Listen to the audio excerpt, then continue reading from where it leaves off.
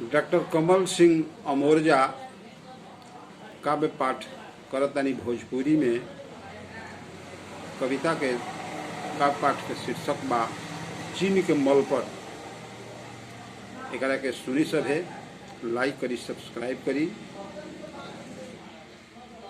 गलवन घाटी में चीन के मलपट मालाई भाई होई ना देरी। गलवन घाटी में चीन के मलपट मालाई भाई होई ना देरी। सरहद पर तंबू लगावल इनकर झटपट उड़ी आई भाई होई ना देरी। सरहद पर तंबू लगावल इनकर झटपट उड़ी आई भाई होई ना देरी।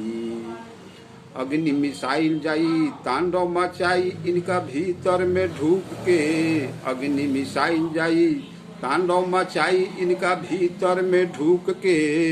बुहान सहरिया के कोरोना मिटाई बारूद गोला फूंक के। बुहान सहरिया के कोरोना मिटाई बारूद गोला फूंक के। बेरी बेरी के सहकल 1962 के युद्ध के याद करी। बेरी बेरी के सहकल छोड़ाई भाई होई ना देरी। बेरी बेरी के सहकल छोड़ाई भाई होई ना देरी। गलवन घाटी में अब चीन के मलपट मालाई भाई होई ना देरी। गलवन घाटी में चीन के मलपट मालाई भाई होई ना देरी। गलवन घाटी में चीन के मलपट मालाई भाई होई ना देरी।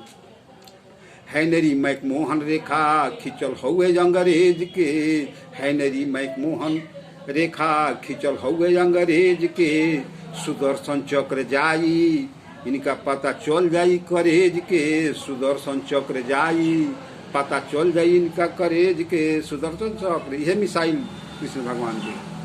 सुदर्शन चक्र जाई इनका पता चल जाई करेज के। कृष्ण मोहन के मन में गुहराई भाई।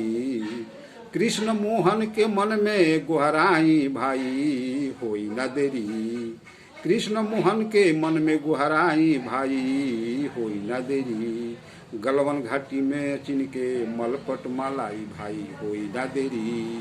गलवन घाटी में चीन के मलपट मालाई भाई होई ना देरी। सरहद पर तंबू लगावल इनकर झटपट उड़ी आई भाई होई ना देरी।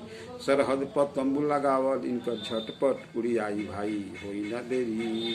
गलवन घाटी में इनके मलपट मालाई भाई होई ना देरी। नमस्कार।